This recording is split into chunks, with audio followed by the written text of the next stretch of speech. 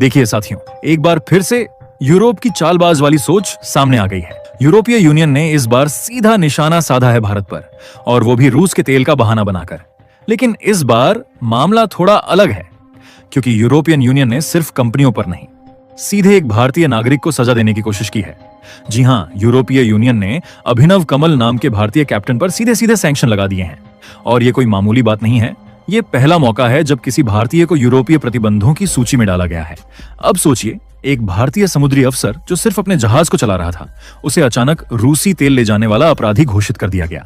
और सिर्फ इतना ही नहीं, जिस कंपनी के लिए वो जहाज चला रहे थे, उस कंपनी की भारतीय शाखा पर भी यूरोपीय यूनियन ने पाबंदी लगा दी है, जिसका नाम है इंटरशिपिंग सर्विसेज हब प्राइवेट लिमिटेड, जिसकी मूल कंपनी यूएई में है, लेकिन वह भारत में रजिस्टर्ड है।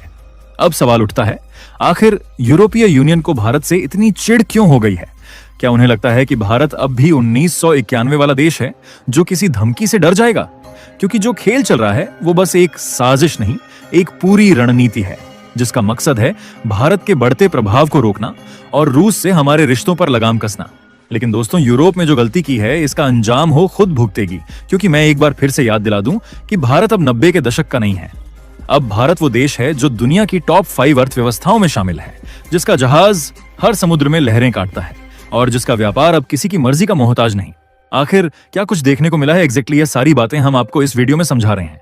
लेकिन उससे पहले वीडियो को लाइक करें, चैनल को सब्सक्राइब करें और घंटी जरूर दबाएं, क्योंकि आपके लिए भले ही 1 सेकंड का काम है, लेकिन इससे हमारी काफी बड़ी मदद होती है। अब जरा मुद्दे पर वापस आते हैं। यूरोपीय यूनियन का आरोप यह है कि भारत की इस company Intershipping Services Hub Private Limited ने एक क्रूड ऑयल टैंकर को टेक्निकल और लॉजिस्टिक सपोर्ट दिया, जो कि रूस का तेल लेकर जा रहा था, और इसीलिए इसे यूरोपीय यूनियन के रूसी तेल प्रतिबंध नियमों का उल्लंघन मानते हुए ब्लैकलिस्ट कर दिया गया। लेकिन यहां यूरोपीय यूनियन की चाल समझिए। इस क्रूड ऑयल टैंकर का नाम था आर्जेंट ब्लूम, और इसी जहाज के कप्तान थे हमारे देश के नागरिक अभिनव कमल। यूरोपीय यूनियन ने दावा किया है कि यह टैंकर शैडो फ्लीट का हिस्सा था, यानी वो जहाज जो रूस से तेल लेकर गुप्त तरीके से उसे दुनिया के अलग अलग हिस्सों में पहुंचा रहे हैं। लेकिन अब सोचिए साथियों, जहां अमेरिका और यूरोप खुद सालों तक रूस से सस्ता तेल लेकर अपने भंडार भरते रहे, वहीं आज जब भारत रूस से तेल खरीदे तो उसे साजिशकर्ता, नियम तोड़ने वाला और अब प्रतिबंधित बताया जा रहा है। क्या यही है अंतरराष्ट्रीय निष्पक्षता? और सबसे बड़ी बात, यूरोपीय यूनियन के ये प्रतिबंध अंतरराष्ट्रीय कानूनों के तहत नहीं है, ये एक तरफा यानी यूनिलैटरल है। भारत ने हमेशा ऐसे प्रतिबंधों को मानने से इनकार किया है। तो फिर आज भारत के एक ईमानदार अफसर और एक रजिस्टर्ड कंपनी को सजा देना, क्या यह सीधा सीधा राजनीतिक दबाव नहीं है?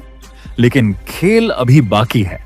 इस वीडियो में हम आपको आगे बताएंगे कि शैडो फ्लीट असल में है क्या, क्यों यूरोपीय यूनियन को भारत की शिपिंग ताकत से डर लगने लगा है, और भारत ने ऐसे मामलों में पहले कैसे दिया है करारा जवाब, खासकर नायरा एनर्जी जैसे केस में।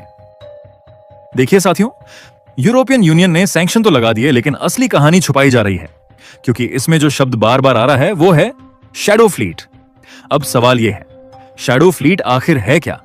दरअसल जब 2022 में रूस यूक्रेन युद्ध शुरू हुआ और यूरोप ने रूसी तेल पर प्रतिबंध लगा दिया, तो रूस ने एक नई रणनीति अपनाई, जो थी गुप्त जहाजों का नेटवर्क बनाना, जो बिना ट्रैकिंग के, बिना दस्तावेजों के तेल को एक देश से दूसरे देश तक पहुंचा सकें। इस नेटवर्क को ही शैडो फ्लीट कहा गया। और आप हैरान रह जाएंगे ये जानकर कि आज लगभग 600 से ज्यादा टैंकर इस गुप्त बेड़े का हिस्सा हैं, जो रूस से तेल लाकर दुनिया के अलग अलग हिस्सों में ले जाते हैं, और वो भी गोपनीय तरीके से। एक रिपोर्ट के अनुसार रूस के कुल तेल निर्यात का 35% हिस्सा अब शैडो फ्लीट के जरिए भेजा जा रहा है। इनमें से कई जहाज शिप टू शिप ट्रांसफर करते हैं, यानी समुद्र में ही एक जहाज से दूसरे में तेल डाला जाता है, और AIS यानी कि ऑटोमेटिक आइडेंटिफिकेशन सिस्टम को बंद करके ये जहाज खुद को रडार से गायब कर लेते हैं। अब यहां पर यूरोप की चिंता बढ़ती है, क्योंकि यूरोपियन यूनियन को शक है कि इस शैडो फ्लीट को लॉजिस्टिक, इंश्योरेंस और फाइनेंशियल सपोर्ट कुछ भारतीय और यूएई आधारित कंपनियां दे रही हैं। यानी भले ही जहाज भारत का ना हो, लेकिन इंश्योरेंस भारत में, क्रू भारत से और सप्लाई भारत से दी जा रही हो। बस यही बात पकड़कर अब यूरोपीय यूनियन ने भारत को टारगेट करना शुरू कर दिया है। अब ध्यान दीजिए, जिस जहाज आर्जेंट ब्लूम को लेकर इतना बवाल हो रहा है, वो रूस से सस्ता तेल लेकर आया था और शिप टू शिप ट्रांसफर कर रहा था। यूरोपियन यूनियन को शक है कि यह शैडो फ्लीट का हिस्सा है, और इसमें भारतीय कैप्टन ने जानबूझकर सहयोग किया। बस इसी बहाने उन्होंने अभिनव कमल पर सीधा सैंक्शन जड़ दिया। अब ये सब हुआ तो एक बात और याद कीजिए, कुछ दिन पहले जब नायरा एनर्जी ने रूस से तेल लेकर यूरोप भेजा था, तब भी यूरोपीय देशों ने नेफ्था टैंकर को वापस लौटा दिया था। लेकिन तब क्या हुआ था कि नायरा एनर्जी ने पलटकर साफ कह दिया था, पहले पेमेंट भरो फिर बात करना। यानी भारत की कंपनियां अब पीछे हटने वाली नहीं हैं। अब यहां सोचिए, यूरोपियन यूनियन ने अभी सिर्फ एक कैप्टन और एक कंपनी को ब्लैकलिस्ट किया है, लेकिन क्या आगे चलकर और भारतीयों को टारगेट किया जाएगा? क्या अब भारत की समुद्री ताकत को दबाने की साजिश चल रही है? और सबसे बड़ा सवाल, क्या यह शैडो फ्लीट का बहाना है या भारत की तेजी से बढ़ती ताकत का डर? अब आप पूछेंगे कि क्या भारत इस बार चुप रहेगा? क्या हम अपने नागरिक और कंपनियों के खिलाफ लग रहे बेबुनियाद आरोपों को यूं ही स्वीकार कर लेंगे? जवाब है बिल्कुल नहीं। भारत की विदेश नीति अब किसी की कठपुतली नहीं है। भारत ने साफ कह दिया है, हम सिर्फ यूएन द्वारा लगाए गए प्रतिबंधों को मानते हैं, ना कि किसी गुट विशेष द्वारा थोपे गए निजी नियमों को। और विदेश मंत्रालय का स्टैंड बड़ा स्पष्ट है कि भारतीय कंपनियां और नागरिक अंतरराष्ट्रीय नियमों का पालन करते हैं। यूरोपियन यूनियन जैसे क्षेत्रीय गुटों के एक तरफा सैंक्शंस को हम वैलिड नहीं मानते। यानी सीधा संकेत, अभिनव कमल का मामला भारत के लिए सिर्फ एक नागरिक का मुद्दा नहीं है, बल्कि ये हमारी सार्वभौमिकता और व्यापारिक स्वतंत्रता का सवाल बन चुका है। अब थोड़ा और गहराई में चलते हैं। इस पूरे विवाद में एक चीज जो गौर करने वाली है वो ये कि भारत अब सिर्फ एक ग्राहक नहीं रहा, बल्कि वो अब एक प्लेयर बन चुका है।